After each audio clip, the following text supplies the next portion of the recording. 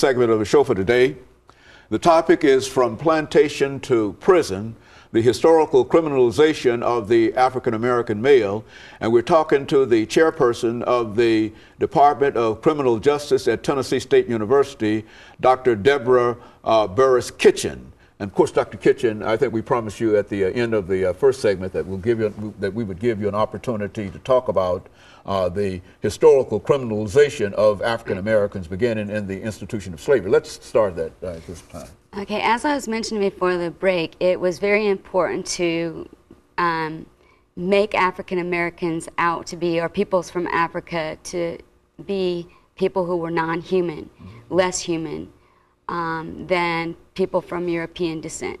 So once that was established, then it was kind of easy, especially under the Christian religion and a country that was dominated by Christian religion, to legitimize the mass enslavement of people of color. And I think at the point of the height of slavery, there were almost 1 million people who were enslaved in this country. And once the ending of slavery took place, of course, and Reconstruction began, African Americans made great progress, great strides politically, economically, things that they were not allowed to do under slavery. They were not allowed access to education. They couldn't practice their own religions. They couldn't be free as people, period. But Reconstruction allowed them the opportunity to do that. But once Reconstruction took place, and I think there were something like 600 legislative representatives that were African American, and 16 or 17 African Americans who were even in the Congress and that were represented during the Reconstruction period. So blacks were making great strides, not only politically but economically as well. Well, it didn't take more than about 24 years before the passing of Plessy versus Ferguson took place, or after Reconstruction, that things started to change as far as, okay, we're going to take away your rights for political activity, your rights to quality education or equal education. We're going to make it separate and equal, which everybody knew that it was not equal. But before I even go into that, I wanted to come back to the Reconstruction period. What happened during Reconstruction also were the black codes, because I jumped way ahead of myself. Black codes were passed not too long after slavery ended. And those black codes allowed people to get incarcerated, people of color specifically, to get incarcerated for violating simple laws like vagrancy, not being able to prove that they had a home, not having money in their pockets, not being able to prove that they had a job.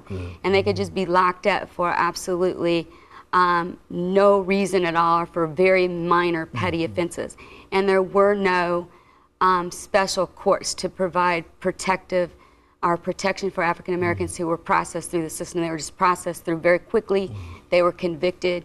And under that system, over 300,000 between the North and people who were incarcerated in chain gangs, and between the South, those who were incarcerated or were convicted and sent out in the convict leasing system.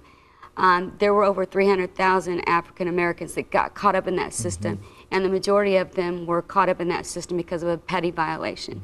And they ended up because they couldn't pay their fines, and they couldn't pay for their housing and their lodging and stuff that was charged to them under the convict leasing system. If they lived on a plantation, they were put right back on the same plantation that they're probably slaves in to begin with.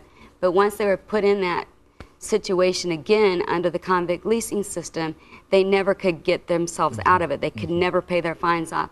So they had to work for the plantation for basically the rest of their lives, just like they did under the slavery system. In Alabama alone, there were 40,000 people who worked in the mines, convict leases that worked in the mines. And over 100,000 in the South altogether worked in the mines, were convict leases that were sent to the mines to work. And there was a 20% mortality rate, which means over those years, we're talking a lot of, 5,000 some African Americans died in the mines for probably not having money in their pocket or proof of a job.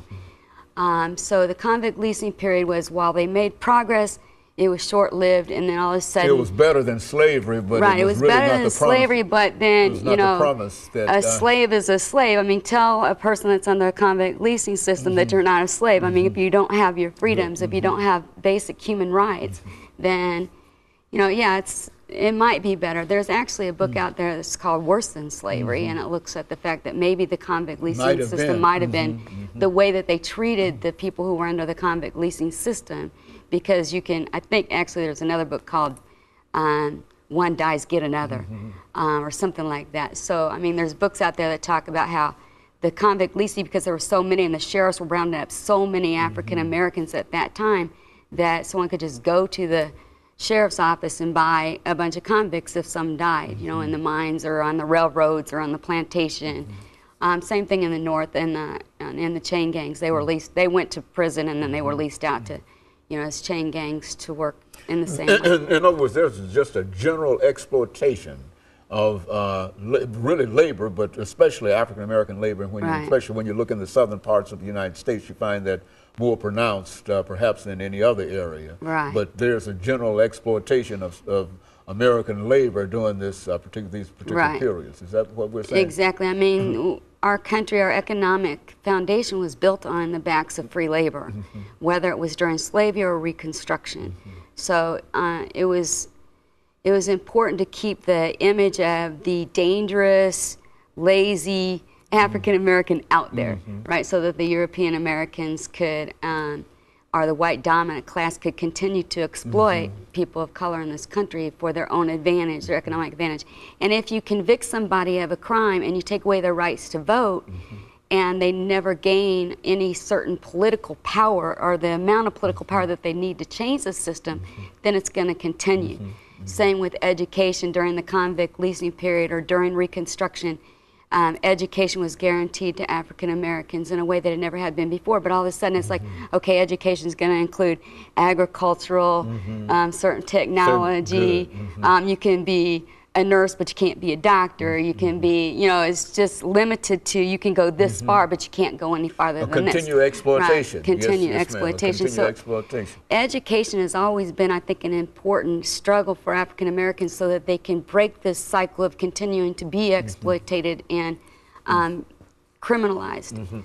And of course, Dr. Burris-Kitchen, we're getting ready for our second commercial break, but that's essentially the kind of information we wanted. And I think that when we come back to the second segment, we're going to try to move them into the prisons. Right. And I know you've got a lot of excellent information in reference to that. And of course, we'll be back with our audience following this very, very short commercial break.